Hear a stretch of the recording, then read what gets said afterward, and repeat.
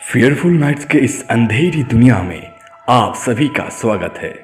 हमारी आज की कहानी पूरे सुनने के लिए इस वीडियो को अंत तक जरूर देखना और ऐसे ही डरावने और नए कहानियां सुनने के लिए हमारे चैनल को जरूर सब्सक्राइब कीजिए और उसके पास में जो बेल आइकन है उसको भी प्रेस कर दीजिए।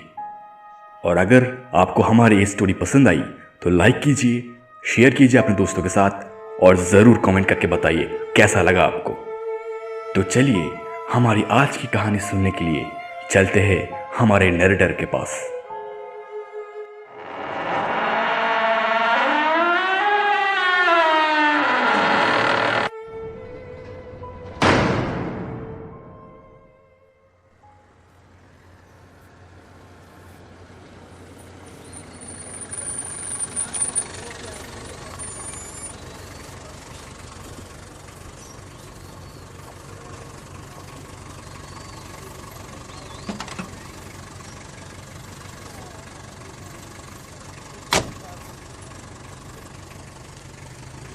रमेश अपने गाड़ी से उतरकर प्रतीक के घर की तरफ जाने लगा।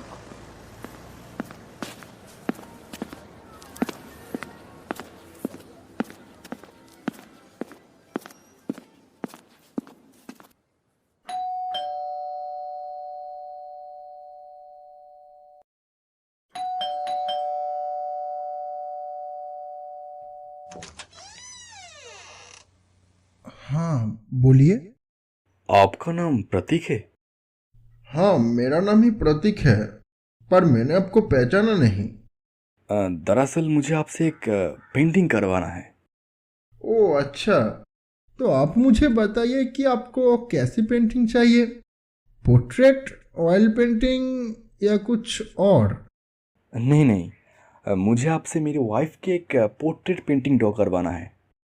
अच्छा ठीक है, तो आप आपके वाइफ की एक फोटो मुझे दे दीजिए। हाँ, ये लीजिए। पर मुझे पेंटिंग कब मिलेगा? दरअसल मेरे पास और भी बहुत सारे पेंटिंग के ऑर्डर हैं, तो थोड़ा टाइम लगेगा। आपको एक हफ्ते बाद पेंटिंग मिल जाएगा। आप मुझे आपके एड्रेस और फ़ोन नंबर दे दीजिए, मैं आपको पेंटिंग डिलीवर कर दूंगा। ओके ठीक है, ये लीजिए आप। ये मेरे विजिटिंग कार्ड है, यहाँ पर सब कुछ लिखा है। ये कहकर और कुछ पैसे एडवांस करके रमेश वहां से चला गया। रमेश के जाने के बाद प्रतीक ने एक बार उस तस्वीर की तरफ देखा और उस तस्वीर में जो लड़की थी वो बेहद खूबसूरत थी। फिर प्रतीक ने उस तस्वीर को अपने घर के ड्रॉयर में रख के अपने काम में फिर से लग गया। प्रतीक के पास और भी बहुत सारे पेंटिंग्स के ऑर्डर थे, तो पूरा दिन उन सारे पेंटिंग्स को कंप्लीट करने में लग जाता था। तो इसलिए उस लड़की की पेंटिंग को प्रतीक हर रात सोने से पहले थोड़ा थोड़ा ड्रॉ करके सोने जाता था। शुरू में 2-3 दिन सब कुछ ठीक ही चल रहा था, पर चौथे दिन जब प्रतीक रोज रात की तरह सोने से पहले उस लड़की की पेंटिंग को ड्रॉ करना शुरू किया, तो उसे उस लड़की की फोटो को देखकर थोड़ा अजीब लगा। उसे लगा कि पहले दिन की तरह वो तस्वीर उतना खूबसूरत नहीं रहा और उस लड़की की चेहरा प्रतीक को गुस्से से भरा हुआ लग रहा था। प्रतीक ने सोचा कि शायद रोज रात जागकर पेंटिंग्स करने की वजह से उसका तबीयत ठीक नहीं है, तो इसीलिए उसके दिमाग में शायद ये सब अजीब ख्याल आ रहा है। मुझे लगता है मुझे अभी सो जाना चाहिए। ये कहकर प्रतीक ने उस कैनवस में ड्रॉ किया हुआ लड़की की तस्वीर को एक कपड़े से ढक दिया और वो सोने चला गया। अगले दिन सुबह जब प्रतीक नींद से उठा तो उसने देखा कि जिस कपड़े से उसने उस लड़की की पेंटिंग को ढक के रखा था, उसे वो ही कपड़ा जमीन पे पड़ा हुआ मिला। पर प्रतीक ने उसको ज्यादा इम्पोर्टेंस नहीं दिया और सोचा कि शायद हवा की वजह से कपड़ा गिर गया है।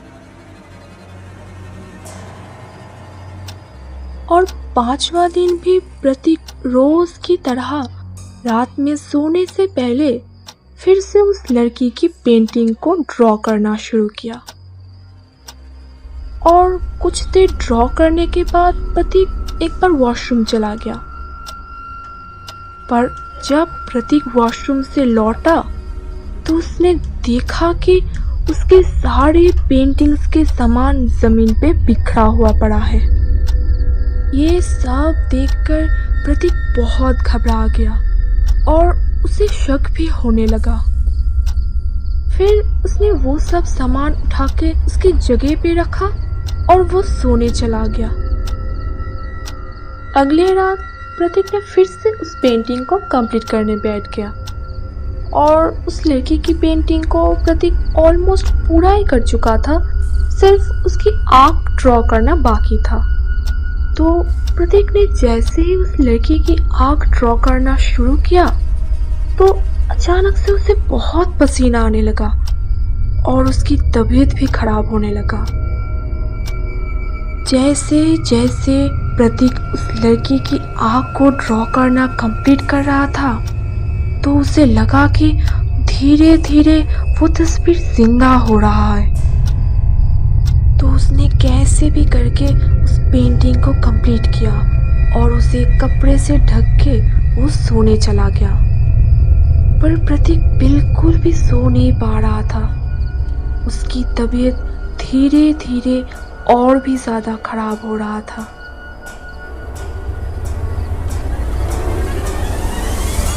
अचानक जो कपड़े से कैनवस ढका हुआ था उसे वो ही कपड़ा गिरने के आवाज आया। फिर प्रतीक को लगा कि कोई उसके गर्दन के पास में सांस ले रहा है और किसी ने उसके गला दबा के रखा है। मेरा मेरा मेरा मेरा दम घुट रहा है। मैं सांस नहीं ले पा रहा।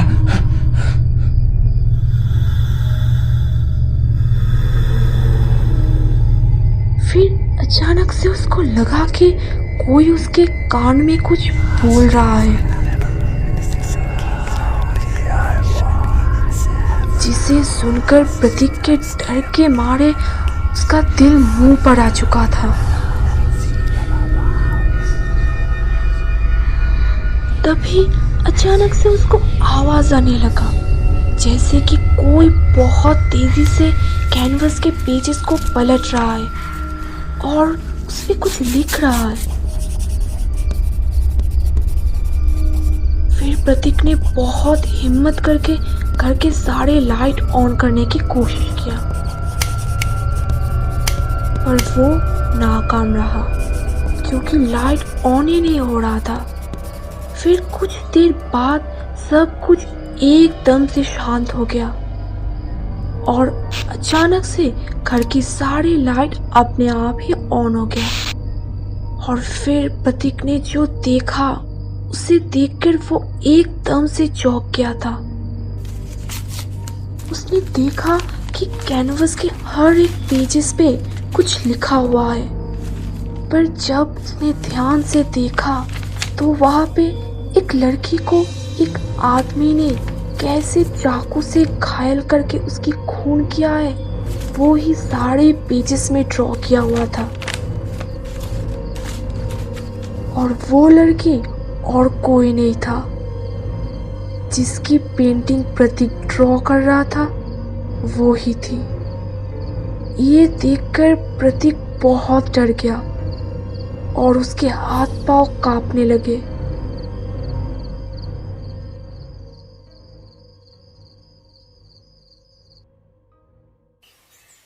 अगले दिन सुबह प्रतीक उन सारे पेंटिंग्स को लेकर पुलिस के साथ रमेश के घर जा पहुंचा।